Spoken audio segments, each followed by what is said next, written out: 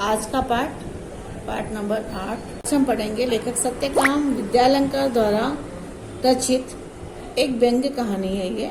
इस व्यंग्य कहानी के माध्यम से कहानीकार ने यह समझाने का प्रयास किया है कि आजकल का जीवन जो है वो बहुत ही आपाधापी अर्थात बहुत ही संघर्षपूर्ण बन गया है और लोग दिन भर सुबह से शाम तक काम के सिलसिले में या अपने जीवन की दिन आवश्यकताओं को पूर्ण करने में लगे हुए हैं, जिसके कारण बहुत ही मुश्किल से उन्हें आराम करने का समय नहीं मिलता, तो विश्राम नहीं कर पाते। ऐसे स्थिति में हमें ऐसे अवसर ढूंढने चाहिए जिससे कि हम घरेलू उलझनों के कारण जब हम उब जाते हैं, परेशान हो जाते हैं और बहुत सारी समस्याओं के कारण हम आराम नहीं कर पाते, और जब भी हमें विश्राम करने का समय मिले तो हमें पूर्ण विश्राम करना चाहिए। इस प्रकार से इस पाठ में हम पढ़ेंगे कि पूर्ण विश्राम। डॉक्टर ने वहां पर काला कपड़ा लपेटा और रबड़ की थैली में से हवा फूंक कर नाड़ी की स्थिति देखी। फिर बोला, कुछ सीरियस नहीं है, दफ्तर से छुट्टी लेकर बाहर हो आइए, विश्राम आपका पूर्ण निरोग कर देगा। और इस प्रकार से विश्राम भी पूर्ण होना चाहिए। तो पत्नी बड़ी प्रसन्न हुई। घर जाकर श्रीमती से कह दिया, जूहू की तैयारी कर लो, हम 2 दिन पूर्ण विश्राम करेंगे। और एक दिन बाद पूर्णिमा भी थी। चांदनी रात का जो आनंद होता है जूहू के किनारे, वो एक अलग ही आनंद होता है। तो इस प्रकार एक दिन पहले आधी रात से उन्होंने तैयारी शुरू कर दी और 2 दिन के बाद अलार्म बेल लग गया। स्वयं वो 2 से पहले ही उठ बैठी और कुछ नोट करने लगी, कुछ लिखने लगी। श्रीमती जी ने सब कामों की सूची बनाकर मेरे हाथ अर्थात लेखक के हाथ में दे दिया। बच्चों ध्यान देना, ये व्यंग्य कथा है, इसलिए बहुत ही आनंद के साथ पाठ को सुनते रहिए, पढ़ते और बाद में पढ़िए जरूर। गैरेज में पहुंचकर जहां पर उनकी गाड़ी रखी थी, मोटर में उन्होंने हवा भरने की पिचकारी ली, ट्यूबवेल, रबर शेड्यूल्स, 1 गैलन इंजन ऑयल आदि आदि, ये सारी चीजें उन्होंने अपनी लिस्ट में बंद लिख दिया। दिन भर दौड़ धूप करके पायधुनी से मिस्त्री लाया। पायधुनी एक स्थान का नाम है मुंबई में। सुबह से शाम हो गई मगर शाम तक 4 में से 2 खिड़कियों की चटखनियां भी नहीं कसी गई। मोटर के लिए जरूरी सामान लाते लाते रात तक दिल की धड़कन दुगनी हो गई थी। मतलब बहुत परेशान हुए। खिड़कियों की चटकनी नहीं कसी गई, मतलब उनके जो गाड़ी का दुरुस्ती वगैरह करना बहुत जरूरी हो गया था।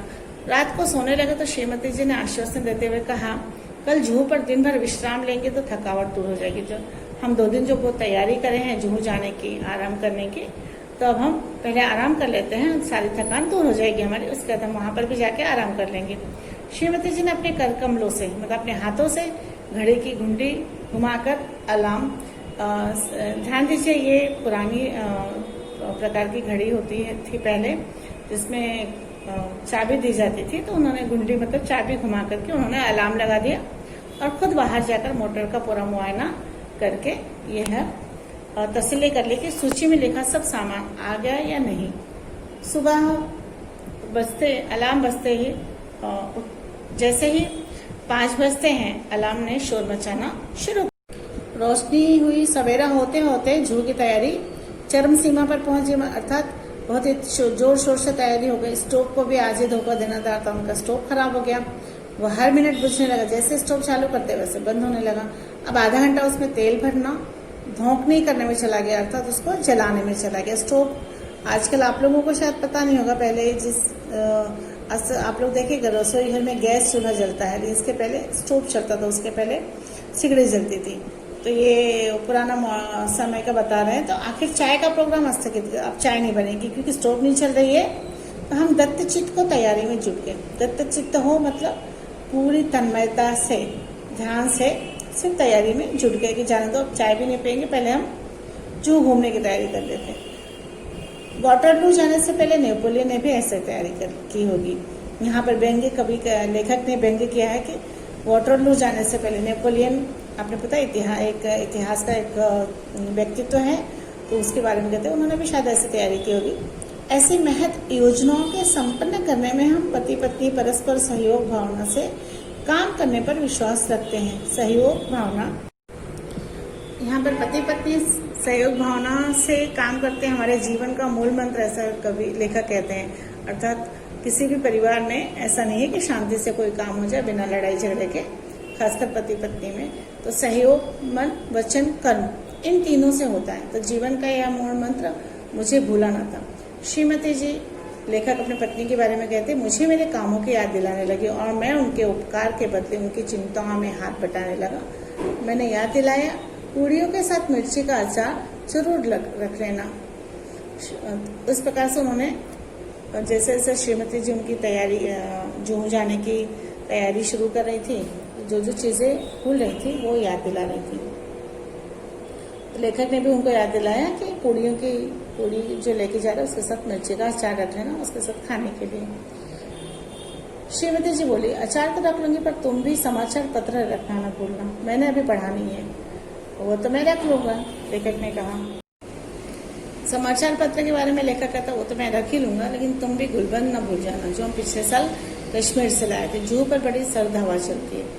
फिर क्या पत्नी कहती है, गुलबंद तो रख लूंगी, लेकिन तुम कहीं बेदिंग सूट रखना ना भूल जाना, नहीं तो नहाना धरा रह जाएगा। बेदिंग सूट मतलब जो स्विमिंग सूट जिसे कहते हैं, जिसे पहनकर नहाया जाता है। इस प्रकार से तुम कहीं रबड़ कैप भूल गए तो गजब हो जाएगा। तो बच्चों, स्टूडेंट्स, ये देखा आप लोगों ने, अब तक ये सब तैयारी चल रही है और इस प्रकार से सारे पाठ को आप लोग पढ़ोगे और जहाँ जहाँ पर आपको अड़चन होती है पूछते चलिए। जब भी हम स्कूल में आप लोगों का सेशन रखेंगे, वहाँ पर आप लोग अपने अपने प्रॉब्लम्स को जरूर बताइएगा। फिर वो कहते हैं, लेखक कहता है कि तो वो तो राइटिंग पैड का क्या करोगी? 2 दिन से माँ की चिट्ठी आई पड़ी है, जूहू पर खाली बैठे जवाब भी दे दूंगी। ये तो वक्त भी नहीं मिलता घर पर। और जरा भी चिट्ठियाँ भी रख लेना जिसके जवाब देने हैं और चिट्ठियाँ जो बाकी रह गई हैं। फिर कहते हैं लेखक, और सुनो, बिजली के बिल और बीमा के नोटिस आ पड़े, उसका भी भुगतान करना, उन्हें भी डाल लेना।